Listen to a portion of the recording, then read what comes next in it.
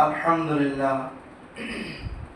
মাআযুল হাজিরিন, সম্মানিত মুসল্লিয়ান কিরাম, পবিত্র জুমার দিন রব্বে কারীমের হুকুম আদায় করার জন্য রব্বে কারীম আল্লাহ সুবহানাহু ওয়া তাআলা আমাদেরকে দুনিয়াবি কাজ থেকে ফারেক করে আল্লাহ তাআলার হুকুম, আল্লাহ তাআলার বিধান মানার জন্য রব্বে কারীম আল্লাহ সুবহানাহু ওয়া তাআলা তিনার ঘর বাইতুল্লাহ মসজিদে আমাদেরকে আসা এবং বসার তৌফিক দান করেছেন। এই জন্য সেই মহান আল্লাহ সুবহানাহু ওয়া তাআলার দরবারে শুকর আদায় করি। আলহামদুলিল্লাহ, আলহামদুলিল্লাহ, আর জোরে বলি আলহামদুলিল্লাহ, আলহামদুলিল্লাহ।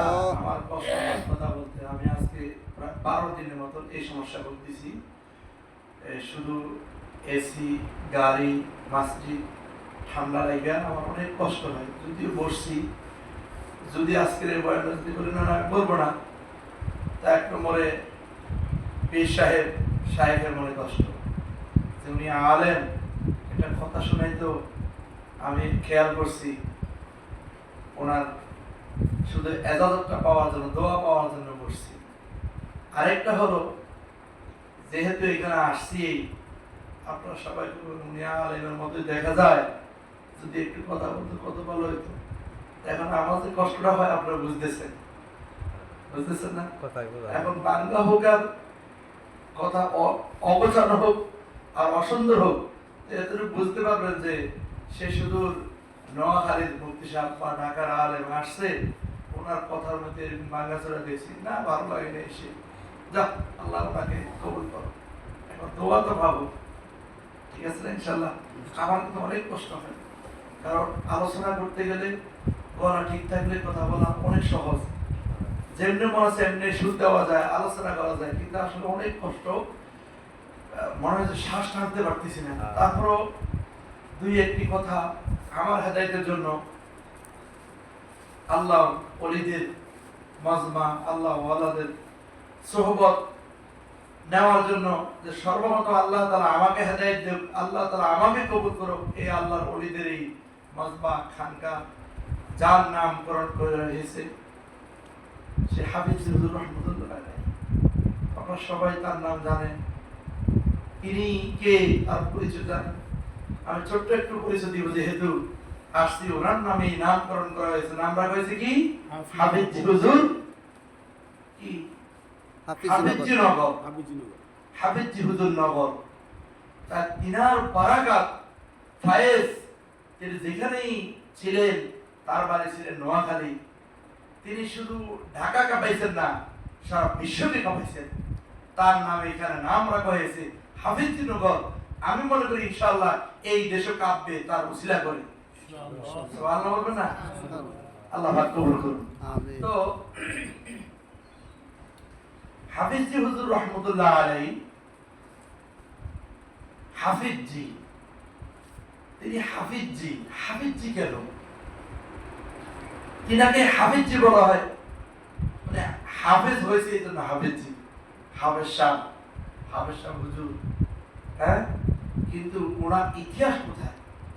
কিতাবের মধ্যে বা বর্ণনার মধ্যে কিছু একতলাপ বা মতানৈক্য থাকতে পারে। কোন বর্ণনাকারী এইভাবে বর্ণনা করছেন, তিনি বাবা মা ছিলেন অত্যন্ত সহজ সরল সাদা সিধা অভাব অনটনের মানুষ। তার ভিতরে এমন এক প্রতিভা তৈরি হয়েছে, সে হাফেজে কোরআন হবে। সুবহানাল্লাহ। তখন তার বয়স 7 বছর। কত? হুজুরের বয়স 7 বছর। আবার কোন বর্ণনাকারী বর্ণনা করছেন তখন তিনার বয়স 14 বছর। দুইটা মনে রাখবেন, যেহেতু দুইভাবে আলোচনা হইতেছে।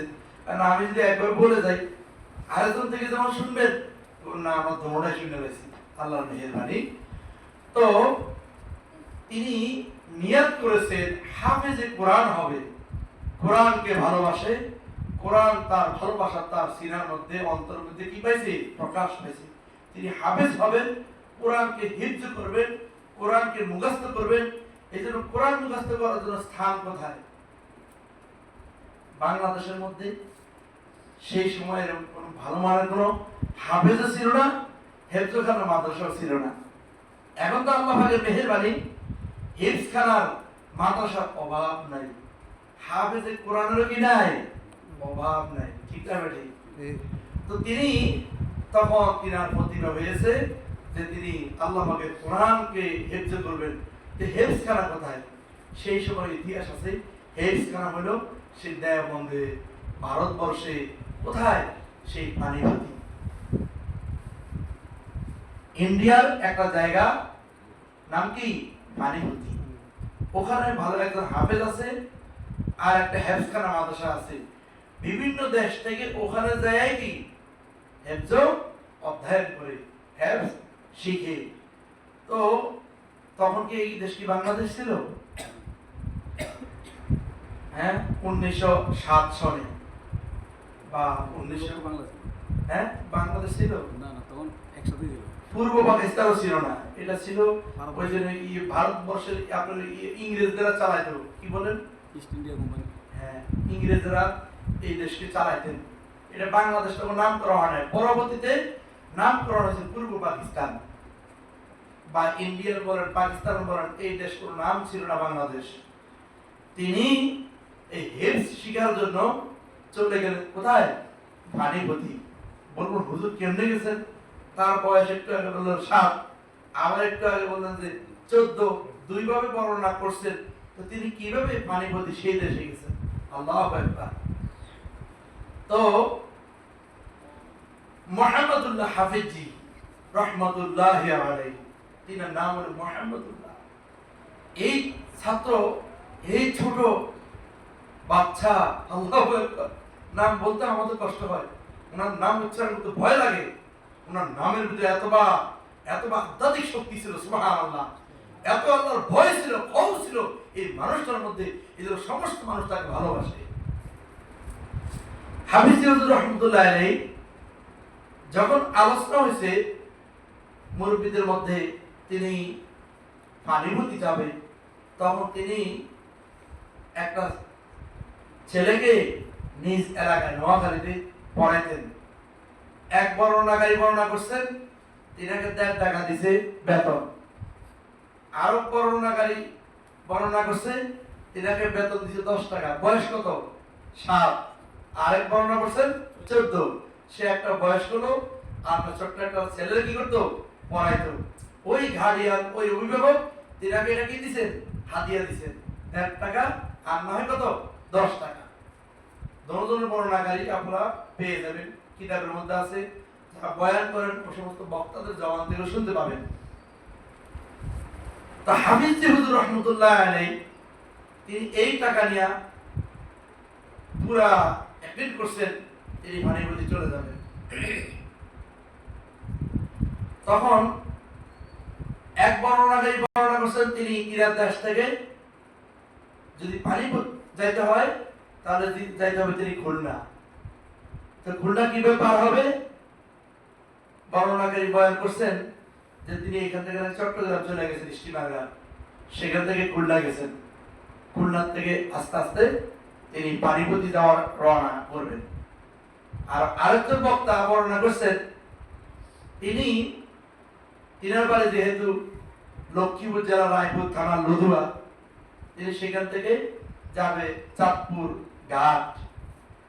তো বলছিল 40 কিলো, এখান থেকে 40 কিলো তিনি রওনা দিয়েছেন, পানিপতি যাবেন। এই জন্য নিজ বাড়ি থেকে বিদায় নিয়ে সোজা রওনা দিলেন এই চাঁদপুর স্টিমার ঘাট, নদীর ঘাট।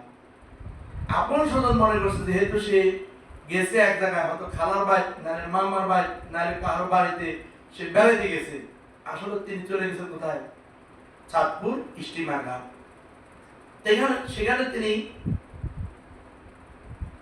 যখন ঘুরতেছেন, চলতেছেন যে তিনি খুলনা কিভাবে যাবেন, সেই খুলনা যাবেন এমন চিনে না, পরিচয় নেই। তো খুলনা থেকে তিনি এরকমভাবে চাঁদপুর থেকে খুলনা যাবেন কিভাবে? শেষ পর্যন্ত তিনি একটা নৌকাতে, বা সেই জমানায় লঞ্চ হোক আর জাহাজ হোক, তিনি আল্লাহ পাকের মেহেরবানি এটাতে আহরণ করছেন।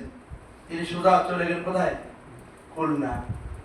খুলনার ওখানে যখন গিয়েছেন তখন এখানে আমার ভুল হয়ে যাচ্ছে, যখন তিনি লুধুয়ার থেকে আপনার এই চাঁদপুর গেছে, চাঁদপুর থেকে যখন খুলনা যাবে, এখানে তিনি ভয় করতেছে, যেহেতু বয়স 7, খুলনা কিভাবে যাবে, খুব ভয় করতেছে, নদীর ঘাটে ঘোরাফেরা করতেছে। তো হঠাৎ এক মুরব্বী সাথে সাক্ষাৎ, বললো বাবা তুমি কে? বললো আমার নাম মোহাম্মদুল্লাহ। তুমি এখানে কি করো? আমি ভানিপতি যাবো। ভানিপতি যাবে? আমিও তো ভানিপতি যাবো। বললো তো আমিও যাওয়ার জন্য চেষ্টা করতেছি, কার সাথে যাবো, কে আমার সঙ্গী হবে, এই জন্য। বলুন আপনি এখানে কেন আসছেন? বললো আমার এক মেয়ে বিয়ে দিছি এই এলাকায়, আমার এক মেয়ে বিয়ে দিছি এই এলাকায়, আমি দেখতে আসছি মেহমান, এখন আমি ফিরে যাব, এই জন্য আমি সঙ্গী খোঁজ করছি, কিভাবে যাব। তো যাক আলহামদুলিল্লাহ, আমি খোঁজ করতেছি একটা সঙ্গী, আর আপনি একটা সঙ্গী খোঁজ করতেছেন, তো আলহামদুলিল্লাহ ঠিক আছে, তাহলে একসাথে আমরা রওনা হই। তখন তিনারা দুইজনে জাহাজে বা নৌকায় বা কিস্তিতে, যেটাই বলা উঠছেন, তিনারা চলে গেলেন খুলনাতে। খুলনাতে যখন ওনারা গেলেন, সেখান থেকে যেভাবে হোক ওই মুরব্বী তার থেকে একরকম বিদায় নিয়ে গেছেন। এখন এই ছেলে অন্যদের সাথে মাশওয়ারা করে, আলোচনা করে যে খুলনার থেকে কিভাবে ভানিপতি যেতে হয়, এই মাশওয়ারা করলেন। তখন বললো যে ঠিক আছে, তুমি এই পথ দিয়ে যাবে, সোজা এই পথ দিয়ে যাবে, গেলেই সে সামনে পাবে ট্রেন স্টেশন, এই ট্রেন রোডে তুমি গেলেই ওখানে ট্রেন পাইবা। তখন হাফিজ হুজুর রহমতুল্লাহ আলাইহি বয়স 7, তিনি রওনা দিয়েছেন। রওনা দিতে দিতে ট্রেন রোড দিয়ে হঠাৎ করে এক পাগলা কুত্তা এসে তার বুক পাশে কামড় দিলেন। বুক পাশে যখন কামড় দিলেন, তখন রক্ত ভায়া পড়তেছেন, আর সেখানে বেহুশ হয়ে পড়ে গেছেন এক পাশে। তখন এলাকাবাসীরা তাকে অনেক মহাব্বত দয়া দেখে, আরে এই ছেলেকে, এই ছেলের চেহারা অনেক সৌন্দর্য, অনেক মায়া লাগে, অনেক ভালো ভালো লাগতেছে, এই বাচ্চাকে নিয়ে ট্রেন স্টেশনের পাশে নিয়ে সবাই এই মানে দোয়া খায় করতেছে বা তার পরিচয় দিচ্ছে। বললো এই বাবা তোমার নাম কি? বললো আমার নাম মোহাম্মদুল্লাহ। তোমার বাড়ি কই? বললো আমার বাড়ি নোয়াখালী। তো তুমি যাবে কই? বললো আমি ভানিপতি যাবো। আরে তো তোমার সঙ্গে কে আছে? বললো আমার সঙ্গে আল্লাহ আছে, সুবহানাল্লাহ, আমার সঙ্গে আর কেউ কি নাই। তো মোহাম্মদুল্লাহ হাফিজ রহমতুল্লাহ আলাইহি এই প্রতিভা দেখে ওই সমস্ত লোকেরা কিছু সবাই থেকে চাঁদা কালেকশন করলেন, যে যেহেতু এই বালক এখন কুকুর কামড় দিছে, কেউ কেউ বলতেছে নাকি যে বালকের পেটে বাচ্চা হবে, কুকুরে কামড় দিছে, বাংলা কুকুরে, এই ধরনের আওয়াজ সে শুনতে পায়। তিনি আলোচনা করতেছেন যে তার বাচ্চা হবে, তাড়াতাড়ি তাকে দ্রুত চিকিৎসা দিতে হবে। এবং দ্রুত চিকিৎসা নেওয়ার জন্য খুলনার এক ডাক্তারকে দেখানো হলো। ডাক্তার বললো না, এই ছেলেকে এখানে আমার এই ট্রিটমেন্ট চলবে না, তাকে পাঠাইতে হবে ভানিপতি। আল্লাহু আকবার, সুবহানাল্লাহ বলবেন না? সেই তৎকালীন জমানা নাকি ভানিপতি ছিল একমাত্র এই বিষাক্ত কুকুরের এই বিষ নামানোর জন্য, আর একমাত্র চিকিৎসা থাকতো নাকি ভানিপতি। বাংলাদেশ না, বিভিন্ন জেলায়ও বিভিন্ন দেশও নাকি এই চিকিৎসা ছিল না, একমাত্র চিকিৎসা থাকতো সেখানে বিভিন্ন দেশ থেকে ভানিপতি আইসা এই চিকিৎসা নিতেন। তখন টাকা তিনারে পরামর্শ করে কিছু টাকা কালেকশন করিয়া তার পকেটে দিয়ে দিল, তার টিকিট কাটাই দিল গিয়ে এই আপনার এই ভানিপতির। আপনার টিকিট কেটে দিল। তখন বললো যে ঠিক আছে তুমি আসলে যাও, যখন ভানিপতি নামবে তখন এই তাকে যেন এই টিকিটের মধ্যে লেখা আছে যেন বলে দেওয়া হয়, ওই টিকিটটা কি বলা হয়, যে ওই হাসপাতালে ভর্তি করানো হয়। তখন ওই এই ট্রেন থেকে তাকে নামে যে তাকে নিয়ে গেল হাসপাতাল ভর্তি করানো হলো। মোটামুটি অল্প এই চিকিৎসাই আল্লাহ তাআলার মেহেরবানি, আল্লাহ তাআলার সাহায্যে, আল্লাহ তাআলার মদদে সেই মোহাম্মদুল্লাহ হাফিজ রহমতুল্লাহ আলাইহি সুস্থ হয়ে গেছেন। সুস্থ হওয়ার পর সে হাসপাতাল থেকে বিদায় নিয়ে চলে গেলেন ভানিপতি হেফজখানা মাদ্রাসায়। খোঁজ লাগাইতে সেখানে গেলেন। তখন যায় মাদ্রাসা বড় হুজুরের সাথে সাক্ষাৎ করলেন। বড় হুজুরের নামটা আমার মনে আসতেছে না, হাফেজ সাহেব। তখন বললো যে হুজুর, আমি আপনার মাঝে ভর্তি হইতে আইছি, আমি হাফেজে কুরআন হব। তখন হুজুর বলল, আমার এই মাদ্রাসায় ভর্তি করানোর মতন কোনো কোটাও খালি নাই, আমার মাথায় থাকার মতো কোনো জায়গাও নেই। সুবহানাল্লাহ, জায়গাও নেই। তখন বললো যে হুজুর, আপনি আমাকে একটু ভর্তি করায় নেন। বললো না, আমার এখানে কোনো কোটা খালি নেই। তখন এই মোহাম্মদুল্লাহ হাফিজ জিউদ রহমতুল্লাহ আলাইহি পাশে একটা মসজিদ ছিলেন, পাশে মসজিদে যায়া তিনি কি 2 রাকাত নামাজ পড়ে আল্লাহ পাকের কাছে কান্নাকাটি করতেছেন যে আমার মালিক, ও আমার রব, তুমি আমাকে তোমার ভালোবাসায় আল্লাহ আমি এসেছি, তোমার কোরআন আমার সিনার মধ্যে দেওয়ার জন্য তুমি আমাকে কবুল করে নাও। তিনি কান্না দোয়া দান করতেছেন, আবার বড় হুজুরের কাছে আসছেন। বলল হুজুর, আপনি আমাকে খাওয়ার জিম্মাদারি নেওয়ার দরকার হবে না, আপনি আমাকে রাত্রে মাদ্রাসায় থাকার জন্য পেরেশান হওয়া লাগবে না, আপনি আমাকে একটু ভর্তি করেন। তখন এই বালককে